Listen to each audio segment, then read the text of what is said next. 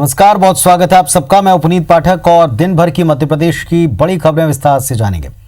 सबसे पहले कोरोना से जुड़ी बड़ी खबर आपको दे दें, अपडेट आपको दे दें। मध्य प्रदेश में आज नए मरीजों का आंकड़ा 1000 के पार चला गया। प्रदेश में रिकॉर्ड 1014 मरीज आज मिले। मध्य प्रदेश में अभी तक 42,618 कोरोना संक्रमित हुए हैं और आज 17 कोरोना मरीजों की मृत्यु हुई। अभी तक 1065 कोरोना मरीजों की मृत्यु कुल मिलाकर हो चुकी है। प्रदेश में आज 596 कोरोना मरीज स्वस्थ हुए हैं। अब तक 31,835 मरीज स्वस्थ हुए हैं। एक्टिव मरीजों की संख्या 9,718 है। इंदौर में आज 188 जबकि भोपाल में 110 मरीज मिले हैं। तो कोरोना का आज विस्फोट कह सकते हैं, रिकॉर्ड कह सकते हैं। 1014 कोरोना मरीज मिले। राकेश चतुर्वेदी हमारे साथ जुड़ने हमारे सहयोगी। राकेश, बताएं क्या अपडेट है। देखिए, बिल्कुल कोरोना की बात करें तो आज मध्य प्रदेश में कोरोना जो पॉजिटिव मरीज है उनकी रिपोर्ट का रिकॉर्ड टूटा है और 1014 नए कोरोना पॉजिटिव मरीज आज मध्य प्रदेश में निकलकर सामने आए हैं। यानी साफ जाहिर है जो तैयारी की जा रही है, चाहे संडे लॉकडाउन की बात करें, सोशल डिस्टेंसिंग की बात करें, और अभी जो 14 अगस्त तक 1 अगस्त से 14 अगस्त तक जो टोटल कार्यक्रमों पर रोक लगाई गई है, सभाओं पर रोक लगाई गई है, 5 से अधिक लोग इकट्ठा नहीं हो सकते हैं, इस तरह की रोक लगाई गई है। जो तमाम धार्मिक आयोजक इस दौरान थे उन पर भी रोक लगाई गई। इसके बावजूद जो पॉजिटिव मरीजों की संख्या है लगातार बढ़ती जा रही है, जो चेन है लगातार बढ़ती जा रही है। ये कहीं ना कहीं कह सकते हैं कि मध्य प्रदेश के लिए एक संकट की घड़ी जैसा है, क्योंकि तमाम प्रयास करने के बाद भी और तमाम धार्मिक त्योहारों पर रोक लगाने के बाद भी संक्रमण की चेन अभी नहीं टूटी है और एक दिन में 1014 मरीज आना यानी साफ तौर पर कह सकते हैं कि संक्रमण किस तरह से तेजी से फैल रहा है। हालांकि प्रशासन और सरकार का यही कहना है कि लगातार कोरोना रोकथाम के प्रयास किए जा रहे हैं, लेकिन पूरी जो रिपोर्ट और जो रिजल्ट सामने आ रहे हैं निश्चित तौर पर मध्य प्रदेश के लिए एक बड़े चिंता का विषय है। शुक्रिया आपका इस जानकारी के लिए। तो आज रिकॉर्ड 1014 मरीज मिले हैं और इसके साथ ही कोरोना को लेकर जो एक राहत महसूस की जा रही थी कि स्थिति कंट्रोल में है, आज के आंकड़े कम से कम इससे अलग और काफी ऊपर हैं। 1014 नए मरीज मिलने के बाद चिंताएं बढ़ रही हैं। अलग अलग इलाकों में क्या तस्वीरें ये भी आपको बता दें। जबलपुर से शुरुआत कर रहे हैं। आज 93 कोरोना मरीज मिले। यहाँ 62 वर्षीय महिला की मृत्यु हो गई, इसके बाद उनकी रिपोर्ट पॉजिटिव आई। जबलपुर में कोरोना के कुल पॉजिटिव 2159 हैं। कोरोना के 50 मरीज स्वस्थ हुए हैं। जबलपुर में कोरोना के एक्टिव केस 657 हैं।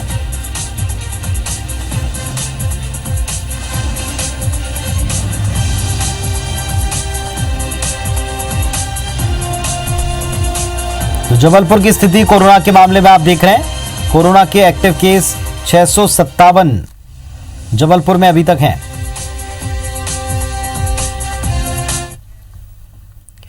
मध्य प्रदेश में कोरोना मरीज लगातार बढ़े हैं और इसके पीछे कहीं ना कहीं लोगों की लापरवाही बड़ी जिम्मेदार है। ये सच है कि कोरोना के कारण जिंदगी को पूरी तरह रोका नहीं जा सकता। जरूरत का सामान लेना, किसी काम के लिए अनिवार्य तौर पर काम के लिए घर से निकलना पड़ता है, बाजार में जहां जाना पड़ता है, लोग अक्सर लापरवाही इन्हीं स्थानों पर करते हैं। बाजार में लोग और दुकानदार कई बार कई जगह बिना मास्क के दिखे हैं। जो शारीरिक दूरी फिजिकल डिस्टेंस है इसका पालन नहीं होता। इन्हीं गलतियों के कारण कोरोना अब लगातार फैल रहा है। भोपाल से शुरुआत करें। यहां बाजार आने जाने के कारण शहर के 23% लोग अपने साथ कोरोना घर लेकर गए। कोरोना पॉजिटिव मरीजों की कांटेक्ट हिस्ट्री से यह बात सामने आई। इस मामले में प्रदेश के गृह मंत्री का कहना है बाजार में लोग लापरवाही कर रहे हैं, मास्क नहीं लगाते हैं और ऐसे कई मामलों में संक्रमित पाए गए लोग खुद की आदतों में सुधार कर लें ताकि सरकार को फिर सख्ती ना बरतनी पड़े। स्वयं मास्क लगाएं, आने वाले को मास्क की आग्रह करें और लगवाएं। हो सके तो हर दुकानदार मास्क उन्हें दे, प्रोवाइड करे। सैनिटाइजर को वो रखें, पर्याप्त दूरी को बना के रखें सभी दुकानदार। हम नहीं चाहते कि कोई सख्ती की कार्रवाई हो। मध्य प्रदेश के मुख्यमंत्री शिवराज सिंह चौहान ने आज कोरोना की समीक्षा बैठक की, जिसमें बताया कि प्रदेश में कोरोना का रिकवरी रेट 74.7% हो गया है। सीएम शिवराज ने निर्देश दिया कि सभी जिले मास्क पहनने और सोशल डिस्टेंसिंग का पालन अनिवार्यता से सुनिश्चित करें। उन्होंने कहा कि होम आइसोलेशन के साथ जहां जरूरी हो वहां संस्थागत क्वारंटाइन की व्यवस्था करें। सीएम शिवराज ने कहा आगामी त्योहारों पर सार्वजनिक आयोजन नहीं किए जाएंगे, ये पूरी तरह सुनिश्चित किया जाए। धार्मिक कार्यक्रम घर पर ही हों। मुख्यमंत्री ने जेलों से फैलते संक्रमण को गंभीर माना है, प्रभावी उपाय करने का निर्देश दिया। कहा कि फ्रंटलाइन शासकीय सेवकों में संक्रमण से बचाव के लिए हरसंभव प्रयास किए जाएं। मुख्यमंत्री ने दिवंगत शायर राहत इंदौरी के निधन को इसके बारे में जानकारी ली और दुख प्रकट किया।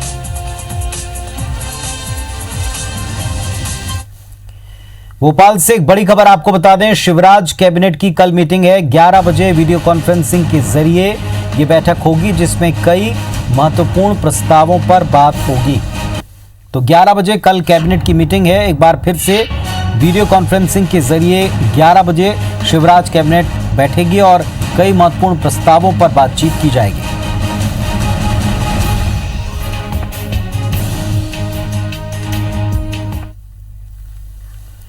इंदौर में कोरोना संक्रमितों का आंकड़ा 9000 के पार चला जा चुका है। कोरोना काल में शरीर की रोग प्रतिरोधक क्षमता का पता लगाने के लिए सीरो सर्वे शुरू किया गया, लेकिन हेल्थ टीमों को लोगों का सहयोग इसमें नहीं मिल रहा। लोगों को समझाने और ब्लड सैंपल लेने के लिए ज्यादा मशक्कत करनी पड़ रही। कई वार्डों में जिला प्रशासन और नगर निगम के कर्मचारी भी सहयोग नहीं देते हैं। ऐसे में 2 दिन में अब तक 916 सैंपल ही कलेक्ट हो पाए हैं, जबकि 7000 सैंपल के लिए 7 से 10 दिन का समय तय किया गया है। कोरोना संक्रमण के बहाने लोक सेवा गारंटी नियमों का खुलकर उल्लंघन भी हो रहा है। 4 महीने से ज्यादा समय बीत जाने पर भूमि के 3000 से ज्यादा नामांकन अटके पड़े हैं। एक तरफ आम जनता को बार बार इन केंद्रों के चक्कर लगाने पड़ते हैं, तो दूसरी तरफ प्रॉपर्टी व्यवसाय पर भी इसका असर पड़ रहा है। कलेक्टर का कहना है कि फिलहाल प्रशासन की प्राथमिकता कोरोना है, लिहाजा अटके हुए मामलों को शहर की स्थिति सुधरने के बाद ही दुरुस्त करेंगे। फिर भी अभी बहुत सारे लोग ऐसे हैं जिनको इस बारे में कुछ मालूम नहीं है, तो इसीलिए उनको मतलब जाके उनकी काउंसलिंग करना, इस बारे में बताना कि हम कहाँ से आए हैं और क्यों किया जा रहा है, अभी ये सब बहुत ज़रूरी है, क्योंकि इसमें हमें बहुत दिक्कत हो रही है और बहुत ज़्यादा मतलब उनको समझाना पड़ रहा है। किसी दिन जाते हैं बोलते बाद में आना, तो उस दिन जाते हैं तो बोले वो साहब आज आए नहीं, वो कोरोना की ड्यूटी पे लगी उनकी। फिर कहीं जो ये लोक सेवा आयोग का इन्होंने बनाया है सुविधा के लिए, उसमें तो कोई फ़ायदा मिल ही नहीं रहा मैडम। और 4-5 महीने से हम लोग इधर से उधर बार बार भटक रहे हैं। थानेवार टीम लगी हुई है, पटवारी आ रही है, तहसीलदार पूरा उसमें होगा। आज 200 पेशेंट्स हैं। इन पेशेंट्स की प्रॉपर शिफ्टिंग, RRTs का प्रॉपर काम, कॉन्टैक्ट ट्रेसिंग, सैम्पलिंग, इसका सुपरविजन थाने लेवल पे यही टीम कर रही है, जो आप बोल रही हैं पेंडेंसी है रेवेन्यू वर्क की। जब तक ये कोविड का थोड़ा कम होगा उसके बाद हम लोग एक्टिवली काम करेंगे। अभी पूरा फोकस लोगों का स्वास्थ्य जीवन है पहले हम लोगों का। जबलपुर में कोरोना को कंट्रोल करने, लोगों से मास्क पहनने और सोशल डिस्टेंसिंग का पालन करने के लिए बार बार कहा जा रहा है और इसके लिए रोको टोको अभियान भी चलाया गया, जिसके बाद लोग मास्क पहनने से अब भी बचते दिखे। नियमों की अनदेखी करने पर अब तक 71,220 से ज्यादा पर कार्रवाई हो चुकी है। 80,13,000 रुपए का जुर्माना वसूला गया। 7 लोगों के खिलाफ मामले तक दर्ज हुए। शहर में कोरोना संक्रमण फिर भी बढ़ रहा है। लोग लापरवाही करने से चूक नहीं रहे, बाज नहीं आ रहे। अधिकारी कहते हैं कि अभियान के तहत जो व्यक्ति मास्क नहीं पहने दिखता, उन्हें मास्क दिया जा रहा है और उसके बाद जब लोग मास्क नहीं पहने मिलते हैं तो ऐसे लोगों से जुर्माना वसूला जाता है। नगर निगम द्वारा प्रतिदिन शाम को 4-4:30 बजे के बाद हमारी नगर निगम की जो है जोन वाइज टीम जो है तो निकलती हैं। 3-4 टीम बनी हुई हैं आयुक्त महोदय के निर्देशानुसार, और ये जो है तो उसमें सभी तरह के चालान हम शामिल करते हैं, जैसे मास्क ना पहनना या सोशल डिस्टेंसिंग ना होना, जनरल सारी कार्रवाई करते हैं। और इसमें जो है तो लगभग हमारी लाखों की अमाउंट होगा। मध्य प्रदेश में बस ऑपरेटर्स एसोसिएशन हड़ताल पर है। बस ऑपरेटर्स ने कोरोना के चलते लगे लॉकडाउन में घाटे का हवाला देते हुए टैक्स माफी की मांग की है, लेकिन सरकार ने अब तक उनकी मांग मानी नहीं है। बस ऑपरेटर्स ने जबलपुर हाईकोर्ट की शरण ले ली है। एसोसिएशन के सचिव वीरेंद्र साहू की तरफ से हाईकोर्ट में याचिका लगाई गई, जिसमें बसों का रूट टैक्स माफ करने और कोरोना काल में कुछ रियायतें देने की मांग की गई है। याचिका में दूसरे राज्यों में टैक्स माफी और केंद्र सरकार की राज्यों को जारी एडवाइजरी का हवाला भी इसमें दिया गया है। इस याचिका पर आज राज्य सरकार को अपना जवाब पेश करना था, लेकिन सरकार ने आज जवाब न देते हुए 15 दिनों की मोहलत मांगी है। ऐसे में हाईकोर्ट ने मामले पर अगली सुनवाई 15 दिन बाद की तय की।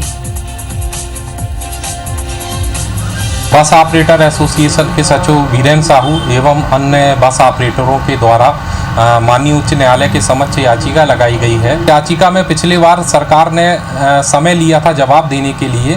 कल पुनः इस याचिका की सुनवाई के दौरान सरकार के द्वारा 15 दिन का समय लिया गया है कि वो टैक्स माफ़ी के लिए क्या कार्रवाई कर रहे हैं।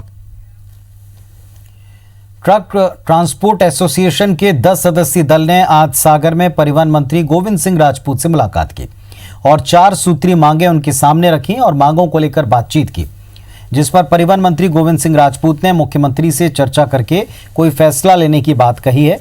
मंत्री गोविंद सिंह राजपूत ने कहा कि ट्रक एसोसिएशन की जो मांगें जायज़ हैं उसको सरकार पूरा करेगी और इसके लिए सीएम से बात करेगी। ट्रक ट्रांसपोर्ट एसोसिएशन के हित में जो होगा वो फैसला सरकार लेगी। ट्रक ट्रांसपोर्ट एसोसिएशन ने साफ कर दिया कि मांग पूरी होने के लिए 1 महीने का इंतज़ार किया जाएगा और तब भी अगर ये मांग पूरी नहीं होती तो फिर बेमियादी हड़ताल की जाएगी। 4 सूत्री मांगों को लेकर ट्रक ट्रांसपोर्ट एसोसिएशन 3 दिन की हड़ताल पर था, लेकिन बुधवार को परिवहन मंत्री के आश्वासन मिलने के बाद इस हड़ताल को समाप्त किया गया।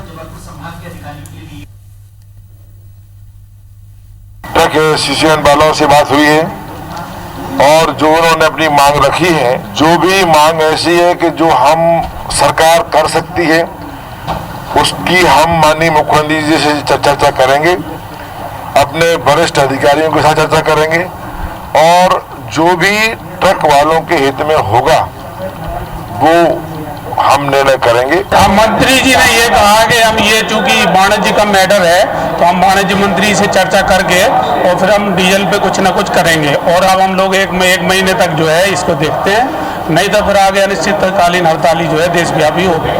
बहुचर्चित हनी ट्रैप केस में लगी याचिकाओं पर आज हाईकोर्ट की इंदौर खंडपीठ में सुनवाई हुई, जिसमें एडवोकेट जनरल पुष्पेंद्र कौरव और एसआईटी चीफ मौजूद रहे। एसआईटी चीफ ने 6 अगस्त को कोर्ट के आदेश के बाद बंद लिफाफे में रिपोर्ट सौंपी थी, जिसमें हनी ट्रैप केस में अब तक सामने आए नाम, टेक्निकल एविडेंस, बयान, जांच की प्रोग्रेस रिपोर्ट थी। पिछली सुनवाई में मामले के सेंसिटिव होने का हवाला देकर अदालत से ये निवेदन किया गया कि अगली सुनवाई कैमरा हियरिंग के जरिए होना चाहिए, लिहाजा आज की सुनवाई इन कैमरा हियरिंग हुई। सुनवाई में कोर्ट ने एसआईटी से मिले टेक्निकल एविडेंस, बयान और नामों की सूची देखी और इसके बाद प्रोग्रेस रिपोर्ट को अपने पास रखने के बाद बाकी सभी साक्ष्य कोर्ट ने सील बंद लिफाफे में एसआईटी चीफ को सौंप दिए। अगली सुनवाई 18 अगस्त को होगी। अगली सुनवाई में कोर्ट ने एसआईटी चीफ और एडवोकेट जनरल को मौजूद रहने का निर्देश दिया है। साथ ही याचिकाकर्ता अगली सुनवाई में मौजूद रहेंगे।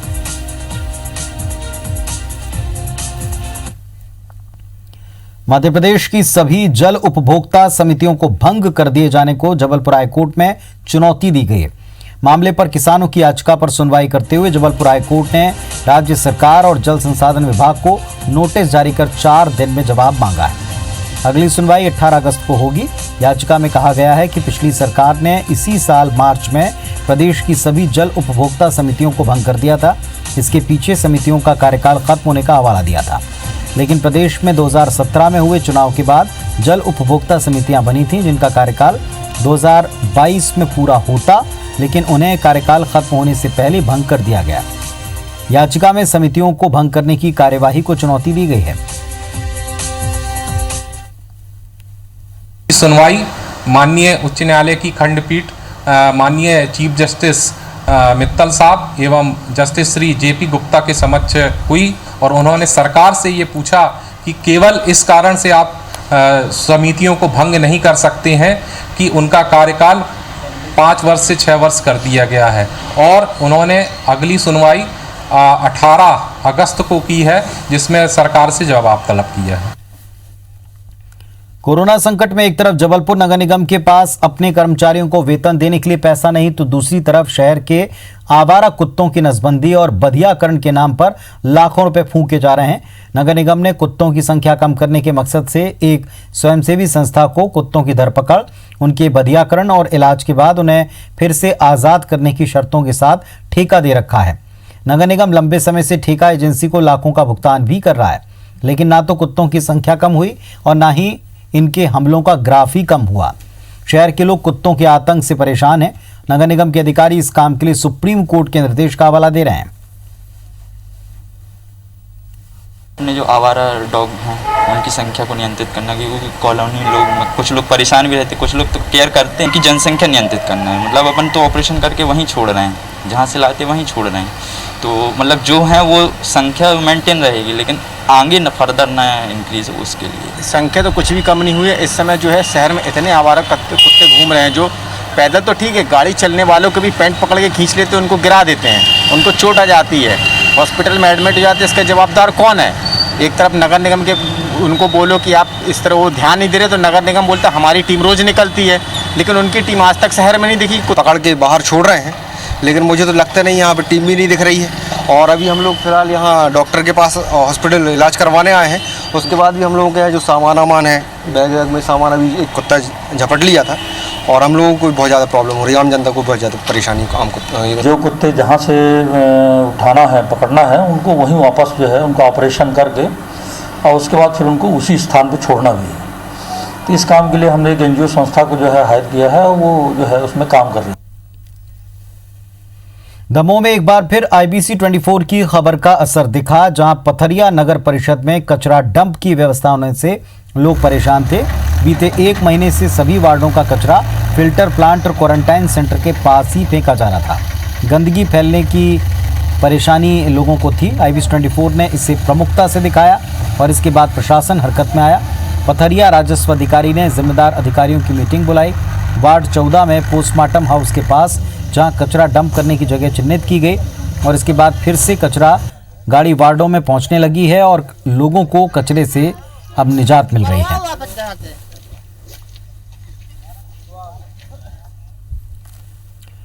मध्य प्रदेश के कई जिलों में पिछले 24 घंटे से लगातार बारिश हो रही है और कई जगह जलमग्न होने जैसे हालात हैं।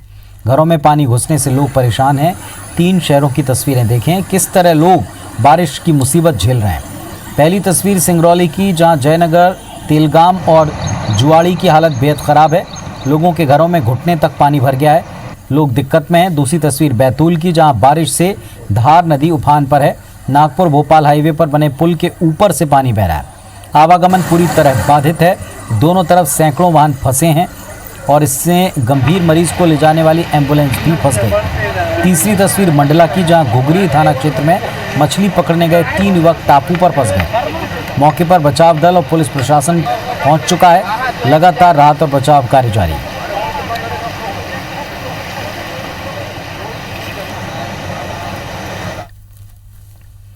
मंडला डिंडौरी में लगातार बारिश से जबलपुर में नर्मदा नदी का जलस्तर बढ़ता जा रहा है। लबालब भरी नर्मदा इस विहंगम नजारे को देखने के लिए, लुत्फ उठाने के लिए कुछ लोग जान जोखिम में डाल रहे हैं। प्रतिबंध के बावजूद ग्वारी घाट पर नावों का संचालन तक दिखा है। ऐसे में कोई भी हादसा हो सकता है।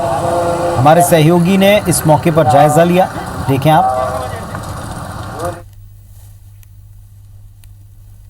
मध्य प्रदेश की जीवन रेखा नर्मदा जबलपुर में कई विहंगम नज़ारे दिखाती है और ख़ासतौर पर बारिश के इस मौसम में, जबकि लगातार बरगी बांध के कैचमेंट एरिया में बारिश हो रही है, तो ऐसे में जबलपुर में भी नर्मदा नदी के इस ग्वारी घाट में नदी जो है वो तट के ऊपर तक पानी जो है वो आ गया है, जलस्तर खासा बढ़ गया है। बावजूद इसके आप देख पाएंगे कि यहाँ पर नावों का संचालन किया जा रहा है। मसलन मेरे कैमरा पर्सन आपको दिखाएंगे कि किस तरह से 2 नावों को जोड़कर एक यहाँ पर मोटर बोट बनाई गई है और बड़ी संख्या में इसमें न सिर्फ लोगों को बल्कि वाहनों को भी इस पार से उस पार ले जाया जा रहा है।